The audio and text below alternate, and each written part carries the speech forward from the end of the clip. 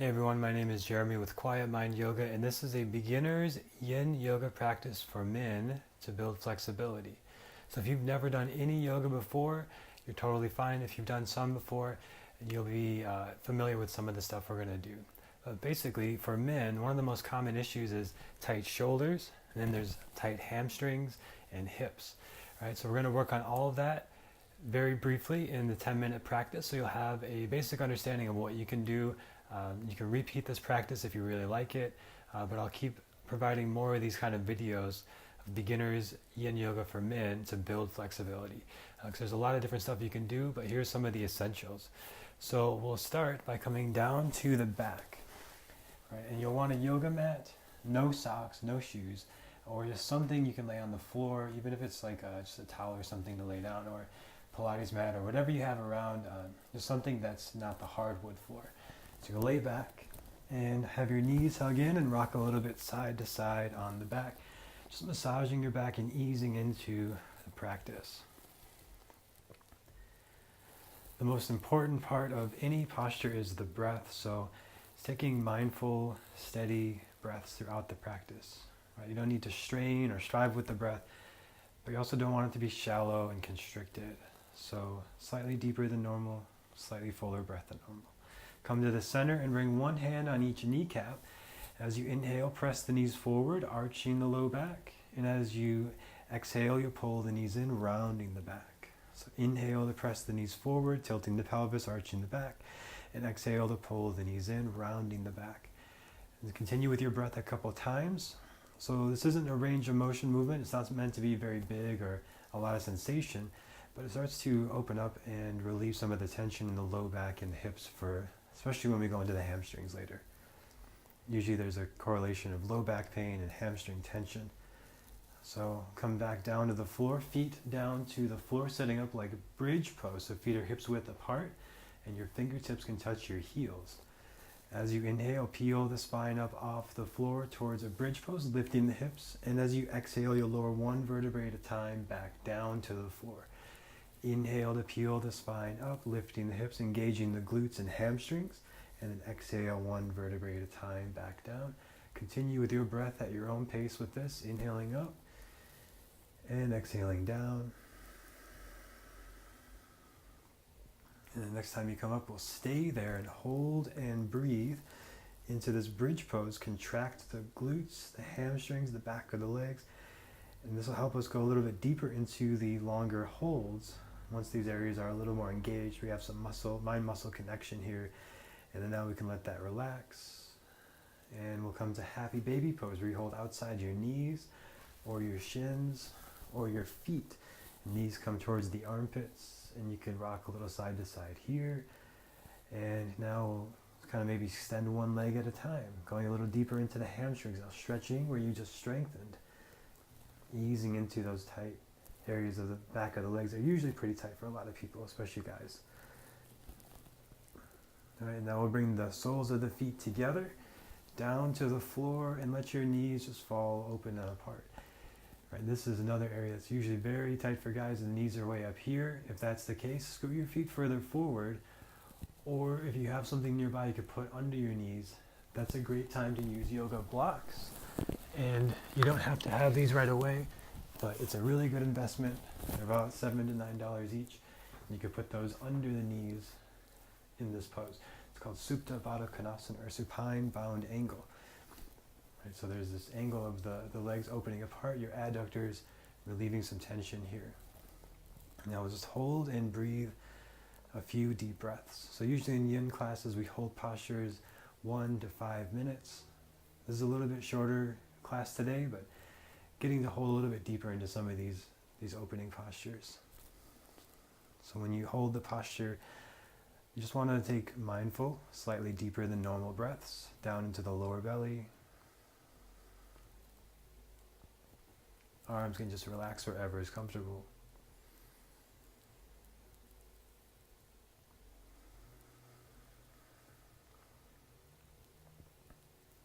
And then bring the knees back together. And now we'll go into the outer hips. So if you had blocks or something there, you can move those. Cross your right ankle over the left thigh And if you already feel a lot, stay here and press your right hand to your right thigh to emphasize that opening a little more, so knees end up coming in the same plane. If you feel good there, bring your left knee in and hold behind the thigh. Do not lift your head and shoulders here. This is the most common thing I see with guys, and it just makes everything worse. So don't do that. If you had to just do that, maybe you can let your shoulders down, but if you can't, go back to that first position and focus on pressing the thigh forward. It's going to be much more beneficial in the long run. It's not about getting into your deepest stretch. You want to be about 60 to 80% of your capacity and be able to hold and breathe there. That's where you're going to see sustained growth, right? Not going to 100%, doing one yoga class, and then wondering why you're not flexible, right? We got to stay around the 60 to 80% in that growth range and hold for about a minute. That's where we see the most increase in flexibility. And I can attest, as a guy who I couldn't touch my toes in high school. I was not athletic. I was the goth kid, if you can believe that. But now I'm a fitness guy. Go figure. So we'll go to the other side. Same thing. Left ankle over right thigh. This side is probably going to be different. Usually you'll tension asymmetrically in the body. But again, maybe you press the thigh forward. Maybe this side you can lift and grab the thigh, behind the thigh, interlacing the fingers, and let your head and neck relax. Again, if you can't let your head and neck relax, skip that part. Do not force that. You will not get the benefit of it if you force it. Stay back here, right? This is where yoga can be very humbling to our male ego, and knowing that we need to stay in that 60 to 80% range where we're actually going to see growth. Right, for me, I see it most in the gym now at this point. When I'm trying to do squats, I can't do heavy squats. My low back can't handle it. I've got a lot of flexibility now, but that's always been a weakness, my low back. Right, so my ego has to really be in check there, and if I don't, I hurt myself doing squats. Right, so same thing in yoga. We don't want to try to strive to get to some picture of a pose. We want to listen to our body and be where it needs to be, which might not be where we want it to be right now, but part of the practice is that acceptance of being where we are right now, and that's when actually things start to change, when we accept our body as it is and work with it as it is and not try to force it.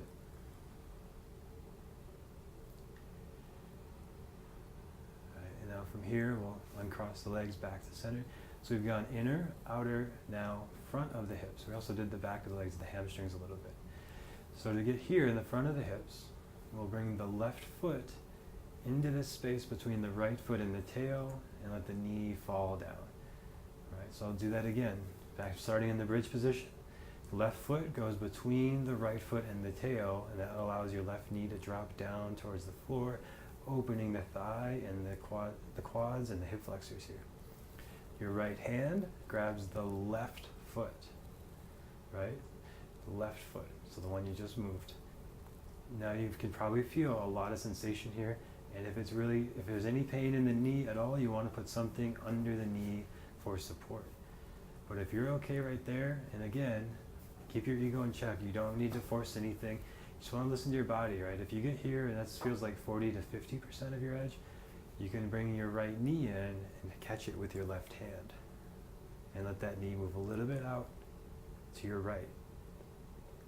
And we'll hold and breathe here, any version of this along the way, about a minute.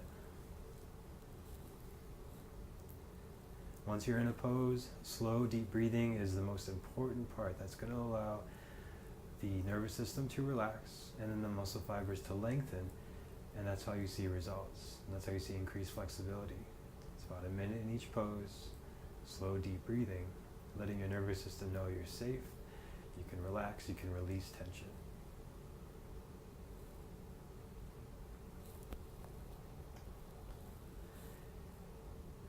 And then we'll switch sides, over to the other side, same thing. Now your right foot goes between the left foot and the tail. Your left hand catches that foot. And if you feel any pain in the knee, put something under the knee. There should never, ever, ever be any pain in the knee in anything you do in yoga, ever. And I very rarely say always and never in yoga, but that is one thing. The most common injury I see among yoga practitioners who are very experienced is knee injuries. So I want to always remind you, if you ever feel anything in your knee, do not keep going in that direction. So if you're okay here, bring the left knee in towards the body, holding with the right hand, and let that knee fall a little bit out to the left to accentuate the stretch in the quads and the hip flexors.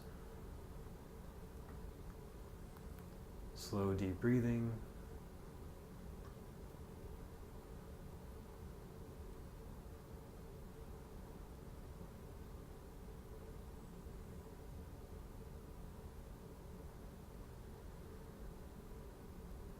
And if your mind starts to wander, focus on the sensations you feel.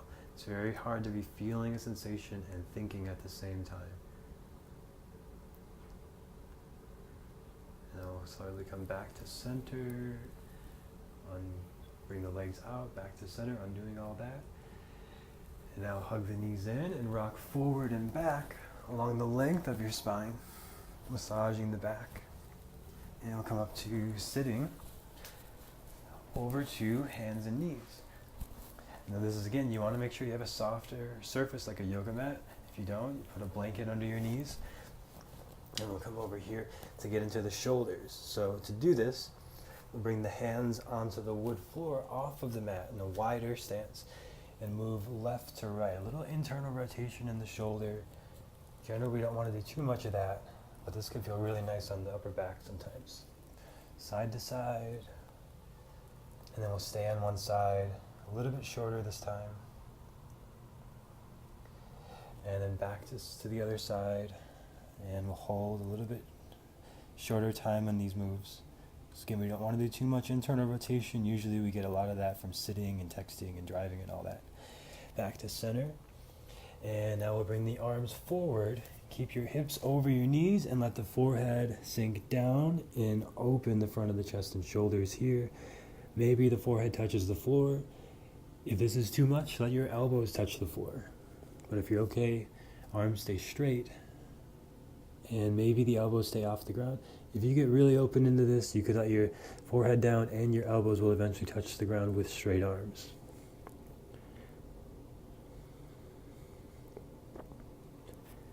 Holding, breathing here for a moment, opening the chest and shoulders. And now from there, we'll thread the right arm through, right shoulder down to the ground. And now your left hand can be forward, pressing down, or near your face, pressing down. And breathe into the upper back.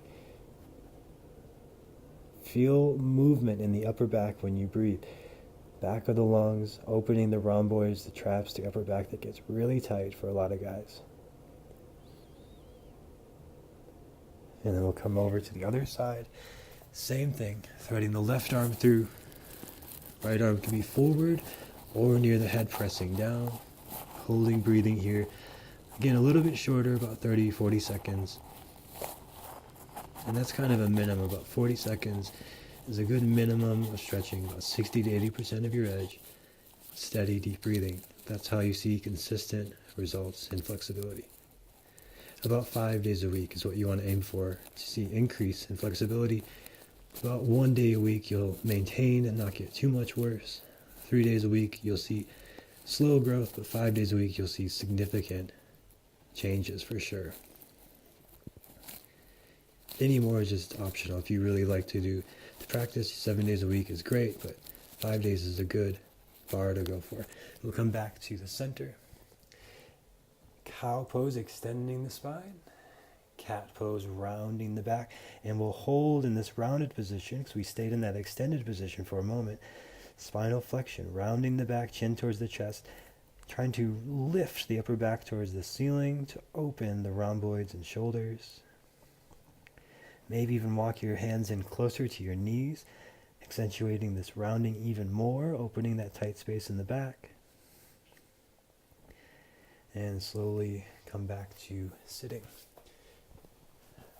Right, so that's a good general first practice to give you an idea of things you can do to open hips, hamstrings, and upper back and shoulders.